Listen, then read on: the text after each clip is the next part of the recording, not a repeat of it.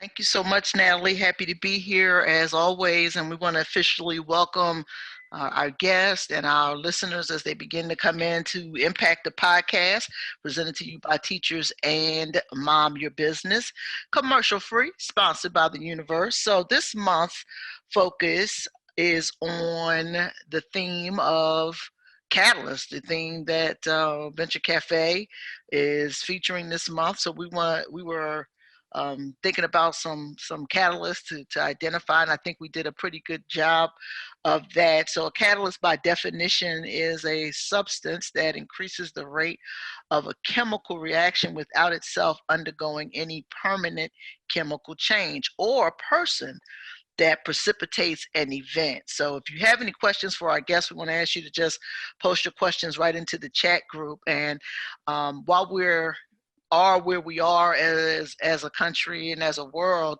me and Neff do this little drinking game. So during our podcast, you are not allowed to say the word podcast. You are not allowed to say the word Corona. So if you do, Neff and I will be forced to keep the fun going in memory of us not being at the Venture Cafe. We're gonna toast. So. So Tanya, it's crazy because I have this virtual background. You can't see. So Corona, or this week I'm doing Cider Boys. Yeah. So I didn't realize what the drill was here. I should bring. I got some Philly whiskey. I just got delivered yesterday. Yeah, I actually have my Angry Orchid this time. So that's always the debate. Is it an orchid or is it Corona? So here we go. Let's dig in. So everything today is driven by data. If we look at what the data is telling us, Jeff, we really want to look to you first. Philadelphia wasn't in the best economic position going into COVID-19. The pandemic has hit the city, and the highest proportion of adults living in poverty are right here in our city. Luckily, the Economy League of the Greater Philadelphia area has analyzed data to produce a report that focuses on the most vulnerable segments of our economy. Jeff Hornstein is with the Economy League. He's the executive director. Jeff, what is the data telling you? So what I like to say, and thank you, Neferteri and Tanya, for asking to be on this show. I love Venture Cafe. It's so great to see my good friend Tracy Bralla out there. Hi, Tracy. So Philadelphia has been a very unequal place for a long time, right? And what I like to say about this pandemic is that it really hasn't shown us anything new. It's just shined a very bright light on really existing inequities, right? Inequities in workforce, inequities in the minority business landscape. So we've been putting out a series of data briefs every Wednesday at 4 p.m. We call them leading indicators. And if you're interested, you should just go to our website. You can sign up, economyleague.org. But every week we've been shining a light on a different aspect of the inequity problem and trying to do some real-time analysis of what the likelihood that the crisis is going to exacerbate existing inequity and inequality, right? I published an op-ed a couple weeks ago about the way the PPP program is favoring larger non-minority businesses. The way in which African American and Latino workers happen to be on the front lines. My former life, I was a union organizer for Service Employees International Union, so I know a lot about sort of the way kind of Black and brown employees are out there doing the work on the front lines every day, and also living in communities and with much less access to quality healthcare for a whole bunch of reasons, structure, like to call them redlining, broadly, occupational redlining, residential redlining, there's all sorts of redlining that's gone on in society. And so my question is, like, what are we going to do as a society to turn this crisis into a transformative moment? Are we going to waste this crisis, or are we going to leverage it to do some good? And that's really where all of our data dives are pointing.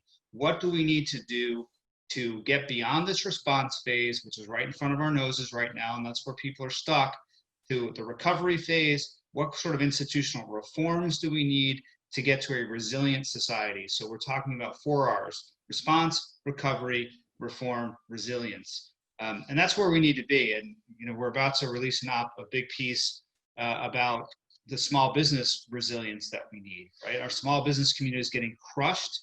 There are two paths to wealth in this society. One is by owning a home, and the other is by owning a business. Unfortunately, we have a very low rate of minority business formation, a very low rate of minority business growth here. And so we're calling on our big institutions to step up to the plate to do a concerted strategy to steer their dollars towards local minority businesses so that they can grow, right? So there's like the data are just overwhelmingly showing us that inequity and inequality is a defining feature, not just of Philadelphia, but of our country. And what are we going to do about it is the question. Yeah, thank you, Jeff, for sharing that, because I think you hit on a couple of really great things. That there are two pathways to wealth, and specifically, and when I look at the business pathway right now, you used the perfect word, which is it's getting hammered right now. And so when we talk about the resiliency of business, and you mentioned some bigger institutions, what are some things that we can do ourselves to make an impact to help move these businesses out of being hammered, for lack of a better term? So we're calling upon, so to be fair, our anchor institutions have been the bedrock of the local economy, right?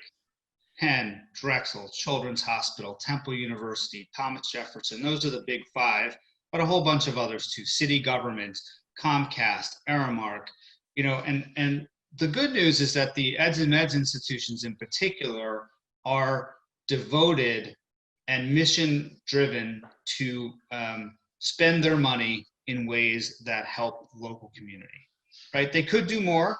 Part of our challenge in this ecosystem is that we have very weak philanthropic sector that doesn't support this kind of work. If we were in Chicago or Detroit or Baltimore, foundations would be throwing money at this problem. They're not here, unfortunately. City government's doing what it can do, but we need a real capacity building program for our minority businesses to get them to scale, because there's a huge amount of institutional demand. And I was on the phone all afternoon with a data consulting firm, a global one that does deep dives into institutional spending data.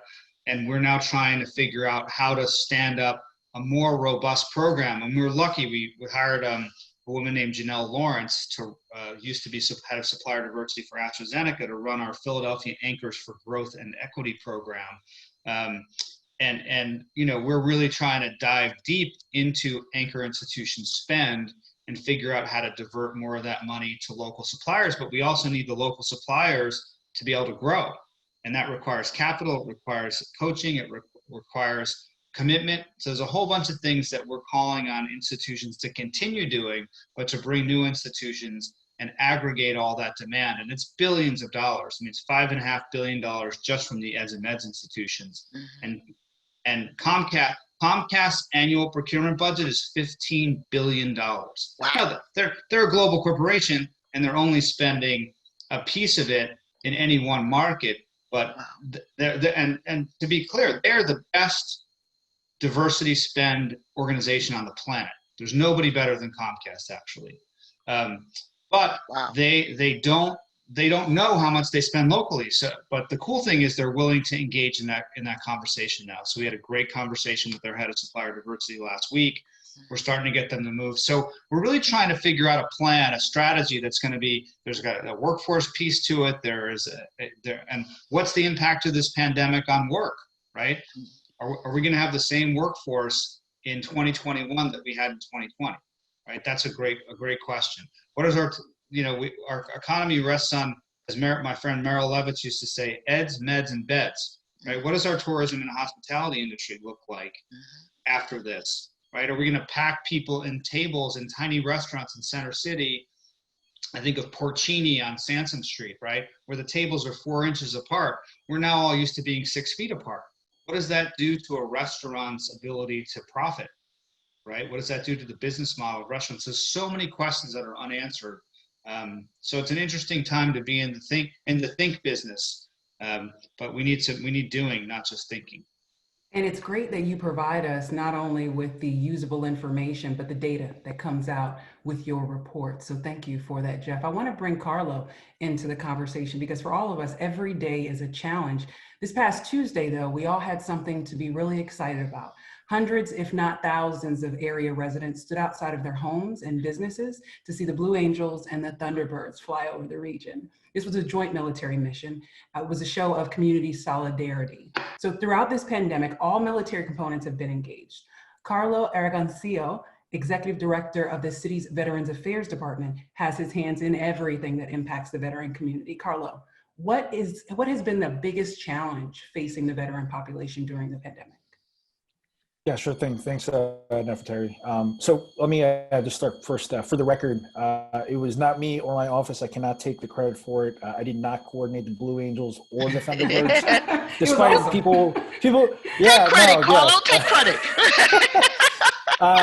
But in all seriousness, so the question about what is affecting veterans, what is the biggest challenge that we see? And Neferteri, you and I have spoke from time to time about continuing to serve in the Guard or Reserve. And I think the biggest thing is awareness, cultural awareness. I can't tell you how often, ever since I've come back home from my time in Iraq, spent from 16 to 17, coming back home and finding myself in this job, I mean, it was a blessing. But a lot of people already have a misconception or a preconceived notion about what it means to serve in the military. Not everyone's on the front lines. Each of us have our own different professions, different skill sets and specializations. And, they all kind of just lump us into the same categories. I'm not kicking down doors and firing my weapon every day. That's not what we do. We're professionals through and through. And although that is just one of the professions in across all different branches, we each have our own different specializations. So when I came into the office back in 17, when I came home, there wasn't a whole lot of directive. It was more, hey, take care of veterans. Here's the key to the office and have a good day. And I was like, well, what do I do now? At the time, day one, I didn't even know how to spell veterans.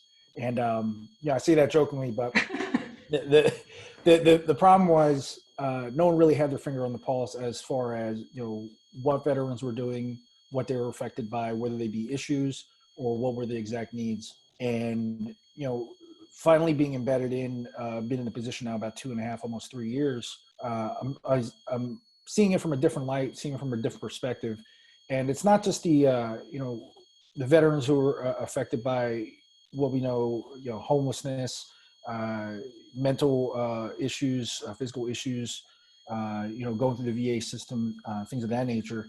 What I'm starting to see is this we're turning a corner on what can veterans contribute back to the community. And I'm through my work and working with community partners, businesses, different organizations, departments throughout the city of Philadelphia, really trying to elevate the profile of the veteran. Not every veteran is male, not every veteran is the same race, ethnic background, et cetera. So, for me to constantly push and fight for that, I'm not in it alone, and we're all in this together. And that's really the biggest thing is all different branches, all different backgrounds, building that awareness around what it means to be in the military, what it means to be a veteran. And you said 16, 17, you were in Iraq, 17, 18, I was in Kuwait and Qatar. And we don't necessarily wear our uniform every day. As a matter of fact, we have a poll that we like to run in the chat. If you are a veteran or you're not a veteran, we'd like you to go ahead and identify just so we know the group that we're speaking to. So I'm sure you can relate to this, Carlo. Thank you for your service. People say it, but really what we're doing is our job, right? So yep. It's a little uncomfortable at times, but I find that giving a veteran a secondary mission is really special, and it allows for impact. Like you said, not every veteran needs services that are related to any type of combat trauma. Sometimes we can push veterans in a direction that is economically beneficial. So what are you hearing in terms of veterans being a part of the solution in this pandemic? Yep. So Reached out to two different departments through the city, working with Office of Emergency Management and also working with Department of Public Health. I'm sure you've seen that there's been a lot of buzz around, wanting to volunteer, wanting to support. So first and foremost, through OEM, there's been a lot of veterans with different ties and connections to PPE suppliers and manufacturers. I was just in the office, thought, hey, this is going to be an easy gig. It is turning out not to be. Not every day is easy. And at least me being in that office and being the face and helping out and representing the veteran population, folks are able to say, hey, pinpoint, hey, go down to room 127, go down in that office, Carlo's down there, or you can reach him online. And, the network is working. So the strategy is working in that they contacted me. I'm not working for OEM. I'm not working for Department of Public Health, but I was able to pass the information along. And, it took us some time, but we ended up getting some sample kits, PPE, different N95 masks, KN95 masks, body suits, protective gear, and they were able to test and validate that equipment. And I believe they're under the procurement phase right now and actually purchased the PPE. So that's working. And again, the veteran community stepped up in a major way. Also the Medical Reserve Corps. I can't stress that enough. If you are a 68 Whiskey, if you're a corpsman, in the Navy, you have medical experience, combat medical experience, and you're able to do things like triage and be able to take vitals, things of that nature. That skill set is invaluable, especially in these times. And if you're still wanting to do that, definitely reach out because we can get you plugged in with those folks. But the other thing I wanted to mention too was veterans are not only helping other veterans, which I know we tend to help each other out, the people to our left and people to our right, but they're also helping the communities. There's organizations out there that exist and individuals who are, connecting with our office, and they're saying, hey, do you know of any people, veterans or not, those who are elderly or those who may not have access to, food or supplies or hygiene products. Maybe they don't have, access to reliable transportation or don't have the means, whether it be financial or just access. And we're able to connect those dots and help those people out where we can. So, Carlo, what are you seeing as it relates to entrepreneurship and veterans? It's not, I know that there are a couple, programs to support veterans in that way, but what are you seeing as far as entrepreneurship and the role that veterans can play in entrepreneurship in this climate? Yeah. So I was listening to this podcast yesterday, and it articulated what I've been thinking for the past few months about entrepreneurship and veteran business owners. So veterans are both generalists and specialists. Specialists like myself, 25 going on 46 Alpha, from Signal over to Public Affairs. With that, when you have an MOS or an AOC, area of concentration, you that's what you do. That's your process. That's what you know. So we're, being very process driven is one thing, but what they don't tell you is when you separate from the military, again, there's no blueprint, there's no playbook. It's like, hey, here's how you start a business. Here's how you apply for loans, right? But why I say we're generalists is that we're able to take any mission set that we have. You might not have all the details. You might not know all the mission priorities. There's a lot of things you have to infer or things that are implied. And what we're doing is in the military, those skill sets you learn, you're building a framework. So you're building the scaffolding for what does this look like when you have problem, Z, and you're starting at, A. What am I doing? How do I solve that problem? And if anything, what I've seen in the veteran community, veteran entrepreneur community, is that folks are able to problem solve almost on the fly and maintain that resiliency as well. That's excellent because we know that entrepreneurship at the end of the day, it's all about solving problems. And if veterans have that unique ability to really solve problems on the fly, I'm certain that they are a great asset to the communities that they serve, as well as the neighbors and having that opportunity. So thank you for that. Thank you. So I know, Jeff, you mentioned that Comcast, as an employer and a presence in the region, has a lot to contribute to the rebuilding or to the restarting of the economy. I know they've also made a pledge to hire X number of veterans by a certain year. So Carlo and Jeff, either one of you all can chime in. How can this military and veteran community work together with the restructuring? Are there any ideas around that? Are there not any opportunities that we have here? Yeah, Jeff, you want to go first? Carlo, I'll let you take the first whack at that. All right. I have some thoughts. Yeah, sure thing. So, I mean, I don't work for Comcast, but I do know their initiative. I work very closely with them, slotting veterans in, getting them to interviews and things of that nature. And correct me if I'm wrong here. I think the number is 21,000 by year 2021. I don't know that it's still on that glide path. I'm sure they're still in a hiring phase to some degree with everything going on. But Neferteri, you bring up a point about what is it that we're seeing veterans be able to give back to the communities. And I think we spoke earlier in a different conversation about the VIPs program that we're kicking off through the city. And what I mean by that is there's a unique opportunity that I had representing the office, representing the city of Philadelphia. I was able to work with the George W. Bush Institute just last year and presented to George Bush and his staff, President Bush and his staff, about a model, a workforce development concept specific to veterans in public service. So what I realized was, and I'm not going to go into depth with everything here, is that you're able to take that model and apply it to, reintegrating veterans who were previously incarcerated, reintegrating veterans not only into public service positions, but also into private sector positions. And I'm working closely with other cities also and other municipalities to kick that off.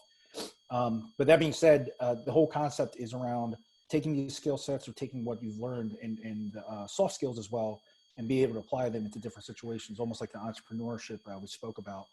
But, it's not technology related, 25 series, like I said, Signal, that's what I do. Neferteri, that's what you do. But, that's not everything we do. So there's so much more that can be, utilized through our veterans in our city. Yeah, I mean, if I can just pick up on that, I'm not familiar completely with Comcast's sort of HR strategies, but it sounds like a great program.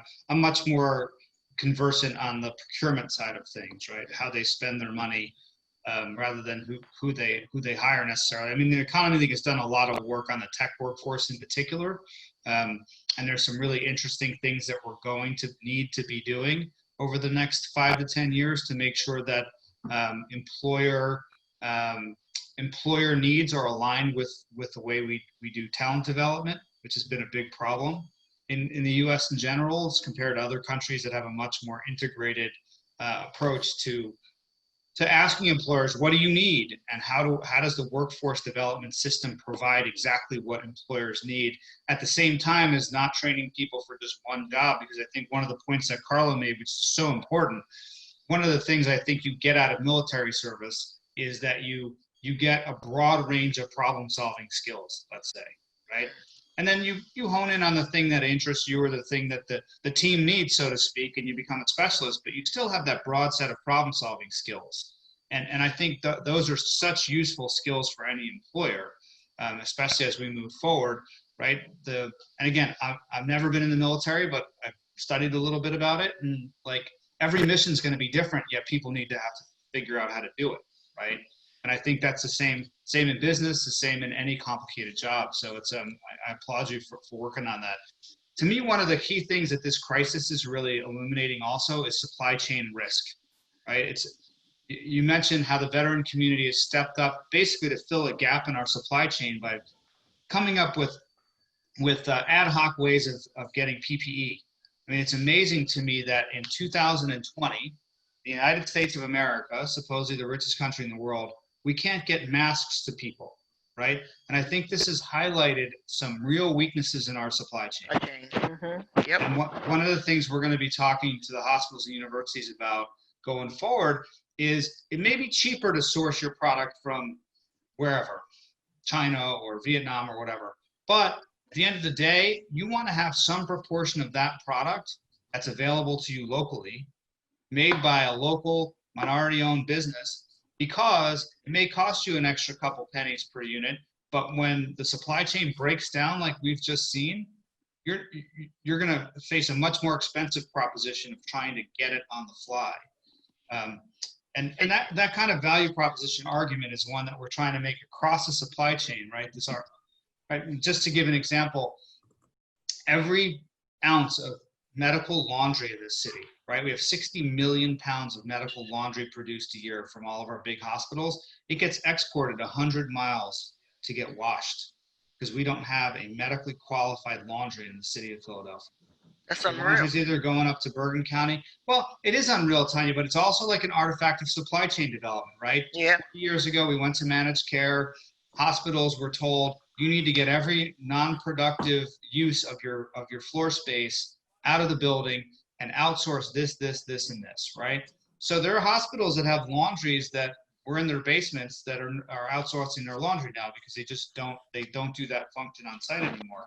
So we've been trying to find a vendor who wants to build a plant in the city. It's not a cheap proposition. It's about $10 to $15 million to build such a plant, but the audience is captive because hospitals actually hate this fact. They hate when it rains, when it snows, when there's a traffic pileup, when there's some sort of weather event, when there's construction. They don't know if they're going to get their laundry, and you really can't run a hospital without laundry. So there are all sorts of ways that we can sort of mobilize this purchasing power to build some business, create businesses, create jobs, create wealth for veterans, for minorities, for women. Like there's a huge opportunity space here. Joe, I'm glad you mentioned, and I know that the supply chain is really at the heart of a lot of the work that the Economy League does. I was looking at a tweet earlier today from Jose Andres at Vegetables Unleashed, and he posted a picture showing this stockpile of potatoes on one hand and the lines to food banks on the other. Yeah, it's and crazy. He was really talking about the fact that the potatoes that were going on, that were just sitting there because the supply chain is so broken that because there's no ballparks, there are no concerts, there are no places that are used to buying food, and sending them to those places aren't available.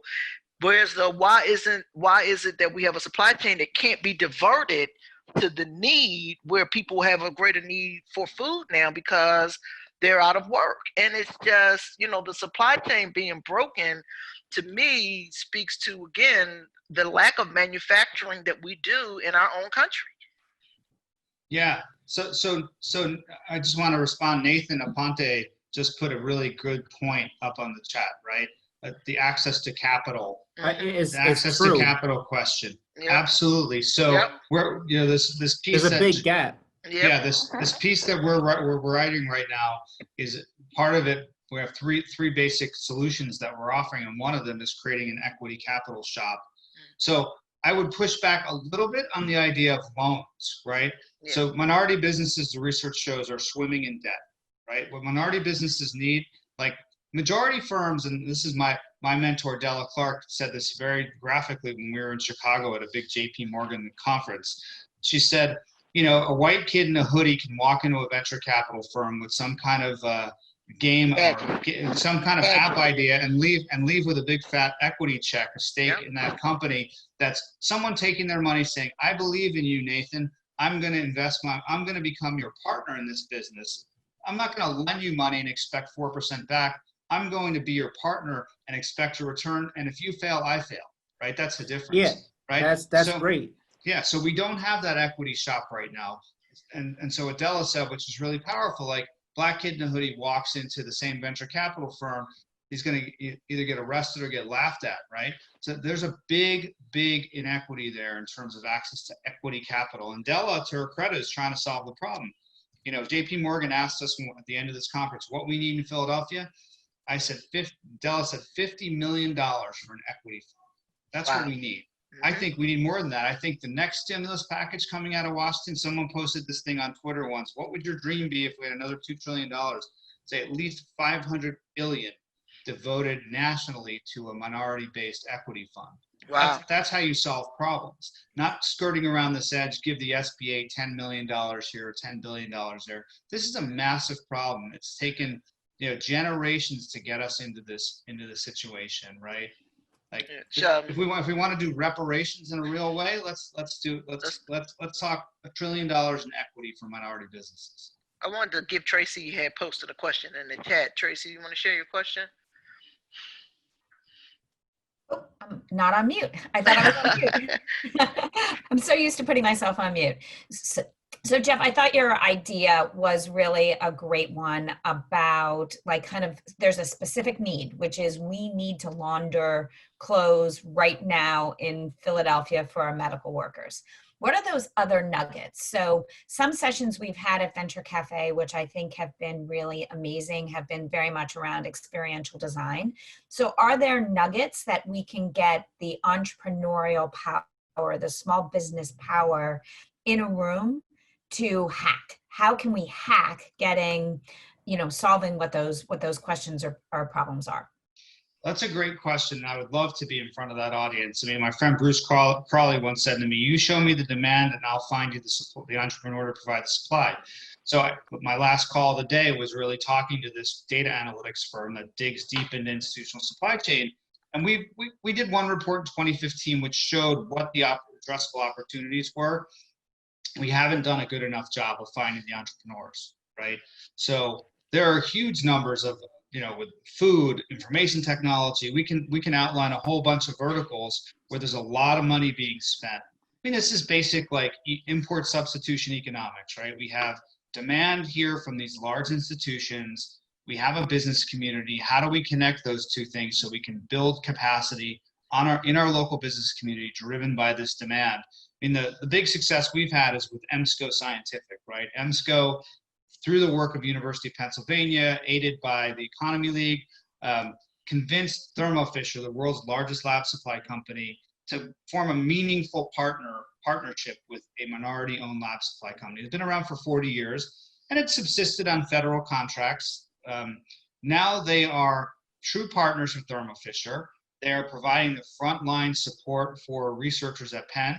And once Penn signed on, then Jefferson signs on, and Temple signs on, and CHOP signs on. Everybody else wants to get in on the game. Once the leader, the University of Pennsylvania often is, once Penn signs on, now EMSCO is poised for growth. They're building a new facility supported by PIDC in Parkside, in West Parkside. They're going to hire dozens more people. Now they become an exporter. They're going to import dollars from elsewhere and export stuff. So our wage taxes will be paid not by just recycling Philadelphia dollars, but by importing them from Princeton and other places where there's other research universities. So that's kind of the model. And it can be replicated across a variety of sectors. There's a big vertical farming play about to happen in Philly. A couple of big vertical farms are about to come online, right? So we're talking to Aramark and Sodexo and Compass about, broadening and deepening their supply chain to include these local products. We've had some success with a student-run food company called Rebel Ventures, which some of you may have heard of. Their Rebel Crumble is now in the airport and in every hospital in the city because of the work that we've been doing opening up supply chain. So there's a lot of these, but I would love to hack at the problem with a bunch of entrepreneurs. That seems like that would be an amazing, amazing opportunity. So let's make that happen, Tracy. Yes, make it happen, Tracy. We're all in. We're in. Sounds like next month's podcast. Yes, reservoir. That's our theme this month. So let's make it happen. Let's make it happen. Jeff, there's a couple of things that you said was interesting, and I want to back up because you had talked about where to place the investment in a big way. And Carlo could probably attest to this with the military. Everything is dependent on mission and commander's intent, like the intention of what we're attempting to accomplish.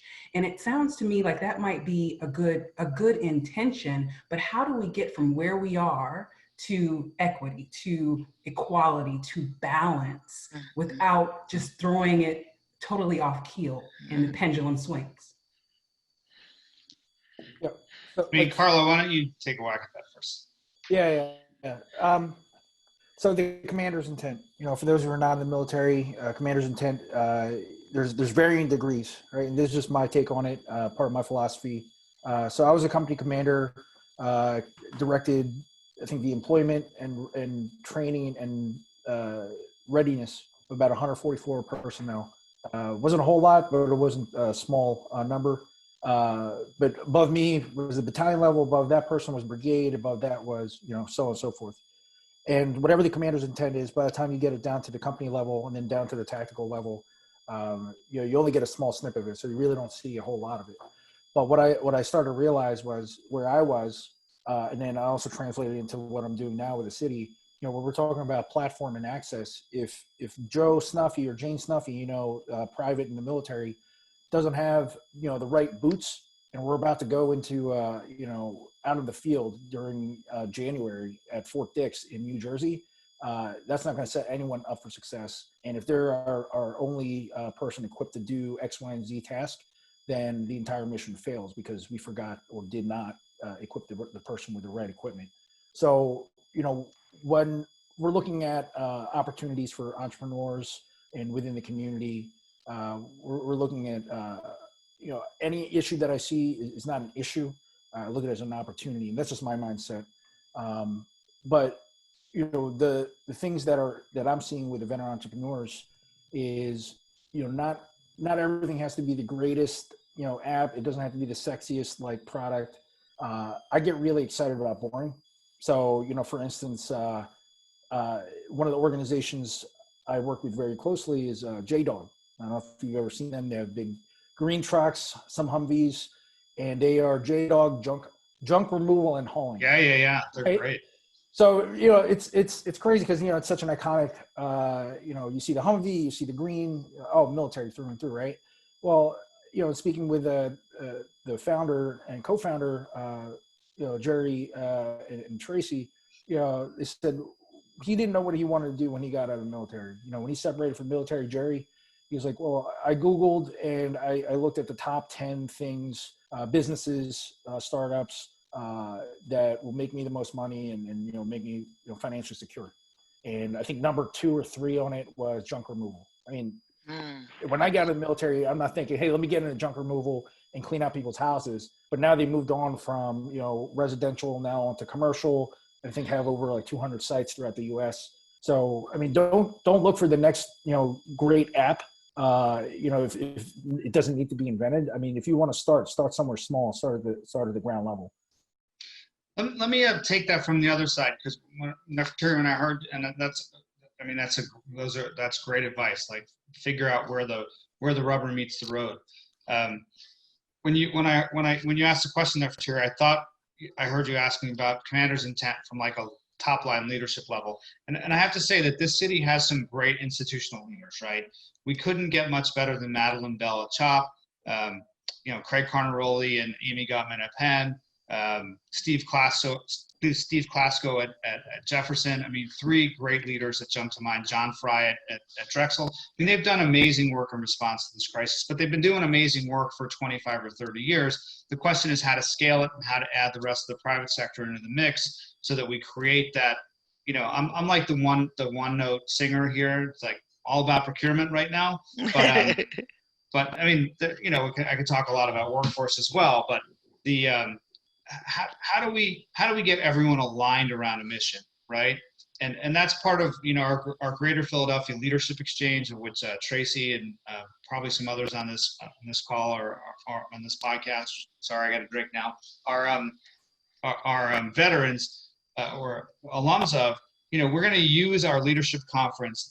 We were supposed to go to Detroit this October. We're not taking 150 leaders to Detroit. Instead, we're going to focus all that brain power, all that civic muscle on our own society here in our own region.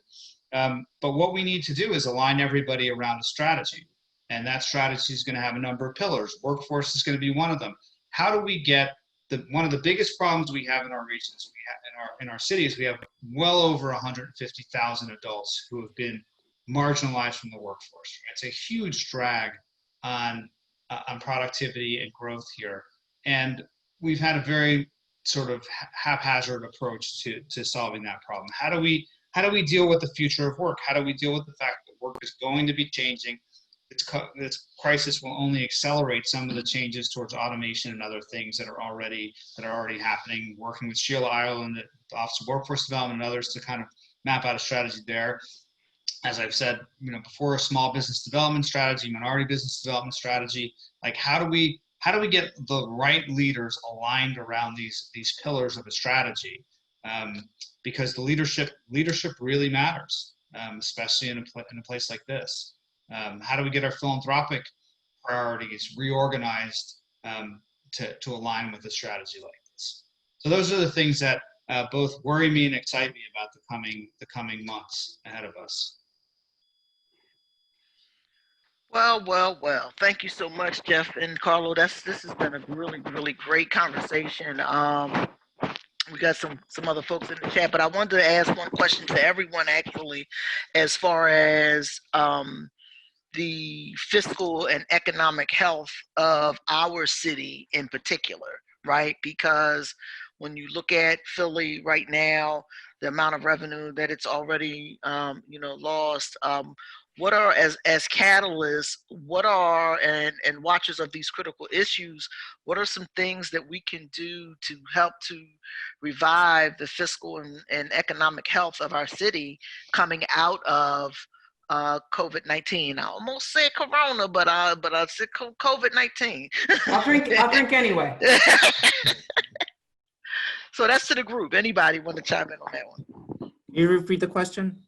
So as community catalysts relating to the fiscal and economic health as a city, what are some things that we can do coming out of the pandemic as it relates to reviving the fiscal and economic health of our city? Support small business. Yeah. Go to restaurants that are not small business. Don't go to the big chains. Go to the small restaurants. Yeah. And then, Jeff, I'm just wondering, why don't we have a PTAC on this side of the state? A what? A PTAC, a Procurement Technical Assistance Center. That is a good question. I don't know the answer to that. Okay. Just something I think about from time to time. Well, I know in establishing my LLC, I looked to a PTAC to give me some advice for veteran designated business and saw that there wasn't one there. I know that Tracy, Jeff, you all were talking about having a follow-on conversation about what we can do now to plan for that restarting. Where can veteran-owned businesses or ideapreneurs that want to be a part of that conversation, where do they go? How do they become a part of this greater conversation as it's starting?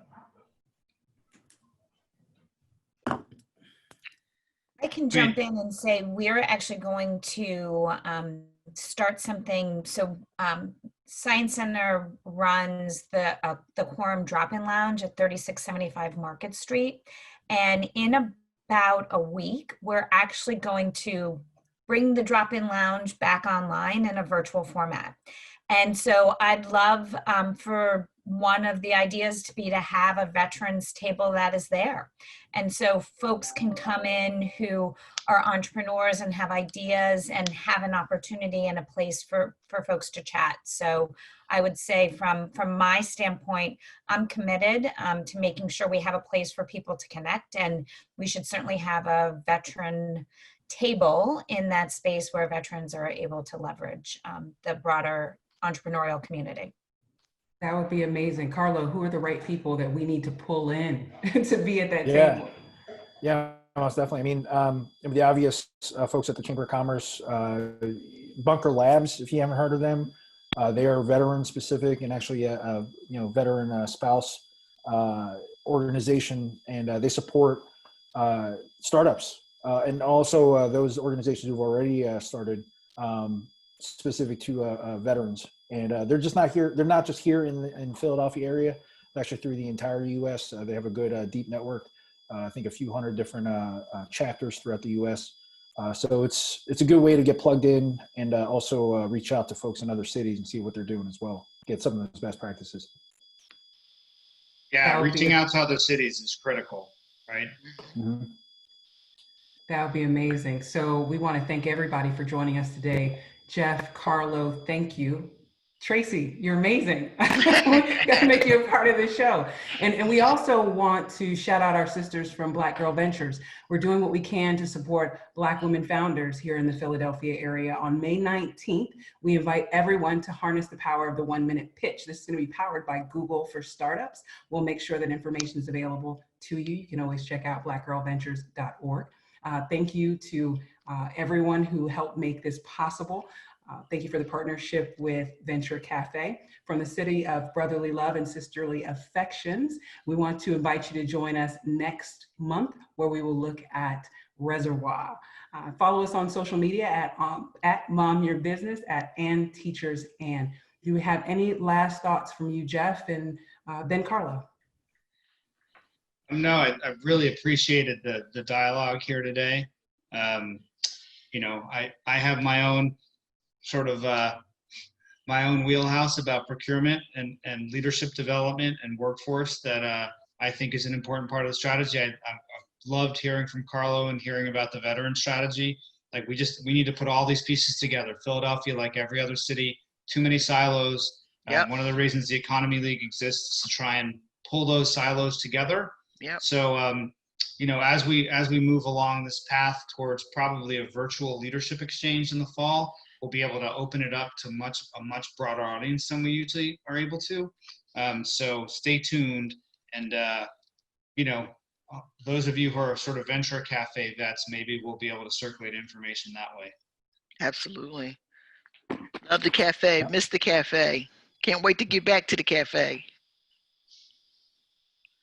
Well, thank you all again for this conversation. You can definitely go to theeconomyleague.org to learn more about the work that they do, as well as phlveterans.com to learn more about the work that they do. So thank you again. Bye all. Thank you. Bye. Thank you.